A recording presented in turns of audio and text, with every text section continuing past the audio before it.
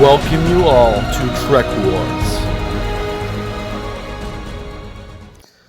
So today we'll be talking about the Dominion Battleship, the largest ship in the Dominion arsenal, and was also the largest ship fielded in the Dominion War itself with all the great powers. It is actually one of the strongest and one of the largest ships in all of Star Trek, falling only behind the Borg and maybe a few others.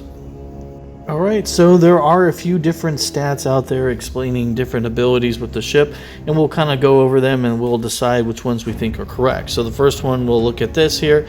It says the Jem'Hadar ship started in 2373. It says has a length of 1,457 meters. It says has a crew of 1,200, has a mass of 18,200,000 metric tons. Its cruising speed is warp 8, max speed is 9.925. It's armed with 2 heavy-duty Polaron pulse cannons, 38 Polaron beam emitters, and 9 photon torpedo launchers. So now let's kind of take a look at what Eaglemoss says about the ship. It says the Dominion introduced a huge new starship to their fleet midway through the way of the war, the Federation, and the Alliance that was unknown as the Jem'Hadar Battleship. According to Jake Sisko, the battleship was twice the size of a Galaxy ship and 3 times as strong. It was at least 1,500 meters in length and could carry around 3,000 troops. It was armed with quantum torpedoes and around a dozen phasers, Polaron beam weapons. This made each battleship a direct threat to every Federation outpost and colony within 50 light years of its point of operation. Alright, so a dozen is 12, so it means it has 12 Polaron beams. Now, that doesn't seem like very many to me, and it doesn't really make a whole lot of sense, especially since they say that Dominion weapons are equal to Starfleet weapons, and it says it has 3 times the firepower of the Galaxy-class starship. Now, a Galaxy-class starship typically has 14 Type X phasers. So that means if it's 3 times, then it should have 42 Polaron beam weapons. Now, how it's going to say it's 3 times the firepower and only has not even the same amount of weapons as a Galaxy-class starship makes no sense to me. So, based on the information that was given, I'm going to say that this ship probably has 42 Polaron beam weapons. So it doesn't say how many torpedoes it has in Eaglemoss, but the other ship said it had 9. I'm just going to go with that. I don't know if it's correct or not. When I was evaluating the ship, we do see several what it looks to be torpedoes coming out at the USS Valiant, which is the NCC-74210, which is a prototype for what I'm going to refer to as the Defiant class. So the Defiant class ship, this is the one that has all the kids and Nogs on there, and then obviously Sisko's kid Jake. So when I look at that, it looked like torpedoes were being shot from that, but it actually is stating in Eaglemoss that those are energy weapons and that those were not actually dischargings of torpedoes. So with that being said, it threw out some of my calculations. I do like the fact that Eaglemoss states that this ship is only capable of warp speeds of 9.6 and its cruising speed is warp 5. So the ship's really slow, which makes sense in universe. You know, the bigger the ship it is, the bigger the engine's going to be, the slower it's going to be. And then those engines that people see on the side, which we'll take a look right now. So I didn't know this, but those are actually not engines. So I always thought that this ship had 4 engines. I thought the same thing with the Jem'Hadar cruiser, but apparently those are ion fuel tanks. So those what we think are engines are actually ion fuel tanks. I didn't know this. I've been thinking that it was additional engines this entire time, which was kind of interesting. So this is what it says. It says, like the small Jem'Hadar battle cruiser, the battleship features a top-down prolonged forked nose and a large crescent-shaped structure fixed to the end of the wings. These were not nacelles, but storage tanks for fuel. The ion propulsion unit, which resembles nacelles, were affixated to the top of the vessel toward the rear. They were capable of powering the ship to a top speed of warp 9.6. So right before you, just like I said, this is the cruiser, and then you can see this is the Jem'Hadar battleship, and the battleship engines, or what I thought were engine, are actually ion fuel storage tanks, which is really interesting. So yeah, I didn't know that. Did you guys know that? So one of the things I think is really funny about this ship is the Jem'Hadar battleship. I have multiple Star Trek magazines and books that mix the cruiser and the battleship up, even though they don't look anything alike. Like when you compare them, both of them, they're so different looking, and they'll have stats and images reverse of one another. So sometimes it's really confusing because I'm reading this and I'm like, what? This doesn't make any sense. But the Eagle Moss, the new Eagle Moss magazine, which is Star Trek Alpha Quadrant and Major Species, has the ships in the right photos, the right everything.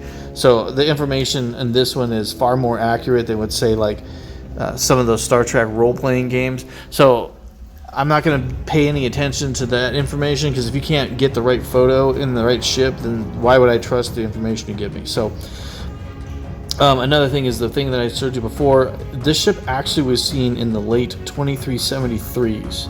So when it fought against the USS Valiant, the NCC-74210 Defiant class ship, and this ship gets blown up by this ship. And so I want to talk about its weapons.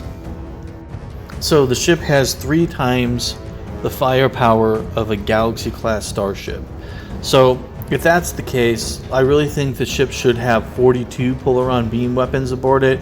I'm okay with the 9 torpedo tubes, though I do think the ship should have more because of its size, but I'll go with it. And then as far as the siege guns go, I'm fine with it having siege guns because it makes sense with what the role of the ship is, because this ship is designed to actually take on space stations, planets themselves. So this thing is actually a moving and operating space station. That's really what the Jem'Hadar battleship is. It's not really a battleship. It's a mobile construction unit slash space station. And the reason we know that is the designers of the ship actually stated that this ship was a mobile factory, and within it, the ship itself, it holds a bunch of ships, and it can build ships and things of that nature. So it's almost kind of like a carrier in a way.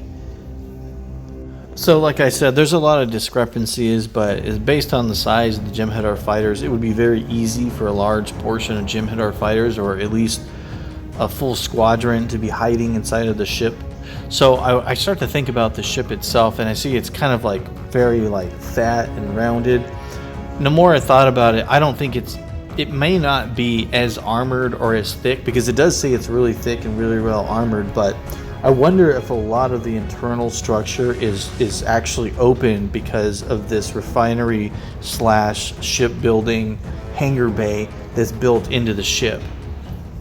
So with that being said, the front part of the ship, those are actually where their main weapons are. Their main Polaron beam emitters are in front of that fork-looking structure, which is supposed to be similar to that of the Jem'Hadar cruiser. So I think that when you look at the ship, that you could probably, based on the size that we see of the ship, I mean, you can look, if a Breen warship could fit in that little nozzle area, I'm sure Jem'Hadar fighters could go in there or in the back. It doesn't really matter.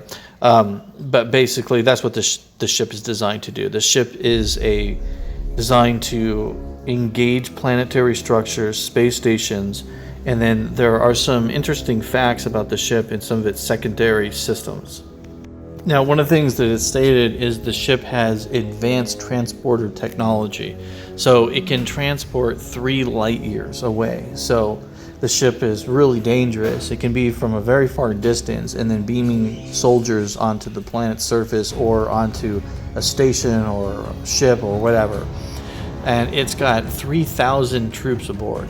Now, when I look at that and I look at the size of the ship, that doesn't really, to me, appear to be that many personnel or that many troops for a ship of this size. So when I think about that, especially because the Jem'Hadar don't need space, they don't need rooms, they don't sleep, none of those things. 3,000 troops on a ship that's 1,500 feet long, like that's or 1,500 meters. That's not doesn't make a lot of sense to me. So the more and more I think about it, the more and more I was trying to rationalize that, and then when I found out about its original purpose, well, then that starts to make a lot more sense why it doesn't have as many troops as I think it should. Because personally, I see a ship of this size. I mean, I'm thinking that this thing's going to have 10 to 20,000 troops on it easily. I mean, that doesn't seem like nothing. 3,000 is, I mean, to give you an idea, you can have a crew of like 1,500 on a modern battleship. Like, this is I mean, think about like how much bigger this is than 2 modern battleships. It doesn't make any sense to me. But if the internal structure is mostly hollow because it's being used to, break down resources, build ships, and it's also a massive hangar bay, well, then that would explain the great limitation on actual troops. So this is to kind of give you a visual aid. Even though this is not really correct, this is kind of off. I want to show you what the actual visual aid would look like based on the actual sizes given Eaglemoss. Alright, so I know this is not the best image quality, but I can't seem to find this photo online, but you can see the Jem'Hadar ship is right there in the front of the nose of the ship. So if I was to take that exact size of that ship and then add it to this image into the interior structure, let's kind of look about how many ships we could put in here. So as you can look, you could easily put at least 10 ships or more inside of this with no problem at all. I mean, if they stack them, because it's got to be some kind of railing system holding together, so there's got to be a little bit of a space. But if you were to do that, I would guess, I mean, because we're only looking at a small portion of the hull, I would say you could probably get at least 10 at minimum and maybe 15. All right, some more interesting facts is based on the metric tons and the length of the ship. So we know that they say the ship is has the strength of 3 Galaxy class starships. So its shields are probably 3 times that of Galaxy class, but based on the actual metric tons, it would actually be 4 times, just the hull value itself would be 4 times that of a Galaxy class, because the Galaxy class is 4,500 and this ship is obviously 18 plus metric tons. So that's like, yeah, that's just it's going to be 4 times at least. So I think that's pretty interesting. So this ship is very, very powerful, and so now we got to kind of talk about its placement in the fleet for the Dominion and what it does. Okay, so let's take a look at that. So right off the bat, I'm using the largest version variant, kind of like in this description here, and not the one that we see fight, obviously the Defiant, ship. This version is much bigger, but okay, so what is the Dominion using this? What is the purpose of designing and having a ship that's so incredibly huge and large rather than just building a bunch of cruisers? I mean, you could build an entire fleet rather than building this thing. Well, the only reason that I could think of that they would do this is the Federation is absolutely massive and it has a lot of star bases, right? And we've seen that star bases can take on entire fleets by themselves. And it takes an enormous amount of damage to bring down a space station. I mean, think about Deep Space Nine, and Deep Space Nine was modified, right? So there are space stations out there that are better than Deep Space Nine. Deep Space Nine wasn't exactly like the most powerful space station out there. It was like a mid-level space station. So if the Deep Space Nine could take on the Dominion fleet, could take on the Klingon fleet, pretty efficiently, what are you going to do when you get into the Federation and you need to take those things down? Well, rather than throwing tons of more ships at it and having them die, if you create a ship that has massive siege guns on it, It can wreck those shields, and then on top of that, it's carrying tons of troops.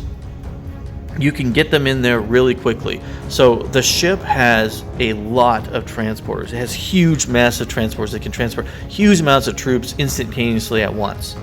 So it can overwhelm a space station with Jem'Hadar soldiers almost instantaneously. Now, as far as combat efficiency, the ship is massive. It's slow. I mean, it's an easy target. And it's carrying all those Jem'Hadar fighters inside of its belly. When this ship is not engaging, because we don't really see this kind of ship like, going around and just fighting fleets. I think what this thing is like the command center, right? So you want to lock down a station or a planet. If you put this thing in orbit like they did with, Cardassia, it's basically a mobile shipyard. So you have, the luxury of having a space station, defenses, and you can move them. And then on top of that, you have the ability to produce starships with this thing. So the Jem'Hadar fight, and they waste their Jem'Hadar fighters like they're trash. They don't think about it. Now, they don't really do that with their cruisers. So you're going to lose a lot of Jem'Hadar fighters. And then rather than building the Jem'Hadar fighters in Cardassian space and then waiting for them to, follow your supply lines, which is going to take forever, and then the fact that they could be, attacked on their way by Romulans or Klingons, well, why don't you just build the ships while they're protected inside of one of these giant dreadnoughts? And then you could, because realistically, I don't really know how many ships you can put in this thing, but you can easily build and hold 15 ships. So you have 15 starships inside of here that are protected, and then you can let them out, while you've already taken a system, you're holding it, those Jem'Hadar, you've taken, let's say you lost 30 ships. Well, now you can start building those ships, and you can start pumping out. You pump out 15, then start the next batch, and then you can send out another 15. So, and then also, your ships are going to need fuel.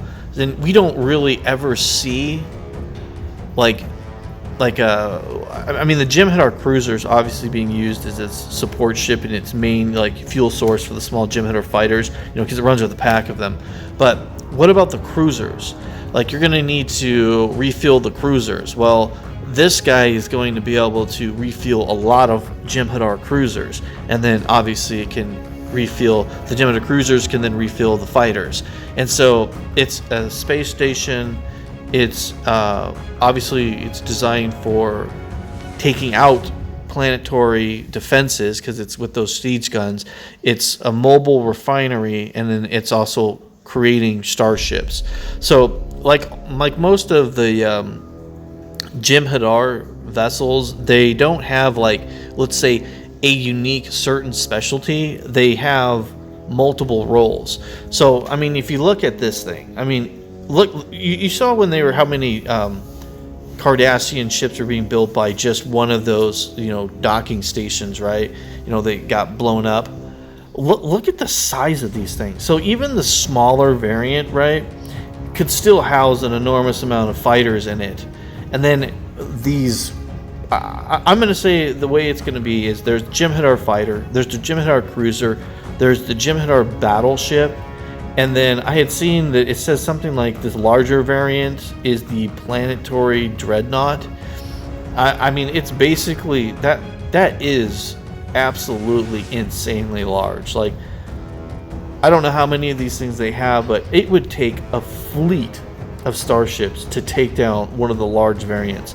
It would even take a consistent amount of starships to even take down one Jem'Hadar battleship.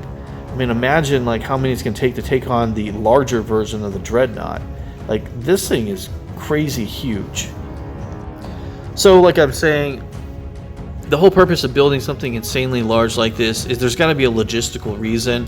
I think that the ship is going to show up, it's going to destroy the space station, it's going to beam over a lot of troops, and then they're going to start taking those resources and they're going to start rebuilding those Jem'Hadar fighters that were lost. Because you remember, the Jem'Hadar fighters are basically I mean, they're there to get blown up, and they're just there to draw fire. They don't care if they get blown up. They can build them quickly, they can build them efficiently, and then they can grow more soldiers. So they lose a ship, it doesn't matter. They could probably replace that starship in a matter of weeks, when the Federation will take them a couple of months. Okay. So the smaller variant that we see, the one that destroyed that Defiant class starship, the Valiant, I think is what it was called. Okay, based on the information that we have, the attack power of the smaller battleship is 5,767,500. That's 42 beam arrays or polaron beam weapons, and then 9 quantum torpedoes. Now, 9 quantum torpedoes is stated inside the Eagle Moss magazine, or it says it has quantum torpedoes, and then everything I've seen says it has 9, so that's what I went with. So that's where the attack value comes. Now, the shields are just the Enterprise shields times 3. That's what was stated. Now, the hull value is based on the mass, and it's based off the same building type for the cruiser, because I don't really know what its hull value is. We don't never see the ship get blown up, or anything like that. But I would estimate it to be built the same way as the cruisers, and if that's the case, it has a hull value of 4,393,827. The full defense of 9,758,827. So, looking at that's a really, really powerful ship. Its shielding is pretty good. I mean, it's up there with like an upgraded Sovereign is basically how powerful the shield is on this. Now, my speculation why the shield, I mean, because honestly, a ship that size, the shield is good, but it's not spectacular. I mean, there are ships with better shields than this.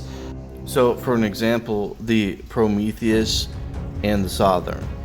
The Prometheus and the Sovereign shields are around 7,722,000, and an upgraded Defiant is 5,850,000. So you can see that this ship's shield is incredibly powerful, but there are ships out there with better shielding. And I just want to point that out, that this is at the very top of the scaling, but it's not the top. I would speculate that because of the absolutely huge mass of the ship, that's why the shielding is not as impressive. Its hull value is, that's stronger than, a Galaxy class altogether. That's assuming that it's not incredibly well armored, and it does state that it is, and so that hull value and what you're seeing here is kind of just take it with a grain of salt, because the ship honestly is probably stronger than what I'm giving it, but I'm only using the data that I have, and based on that principles and what we've seen in the show and what it says, this is the best estimation of what this ship value actually is that I could come up with. If you guys have a better value or you think something else, go ahead and state that, because I would really be curious what you guys think. Now, how do you guys feel about my idea that this is basically a mobile carrier that's building ships? It's like a mobile platform.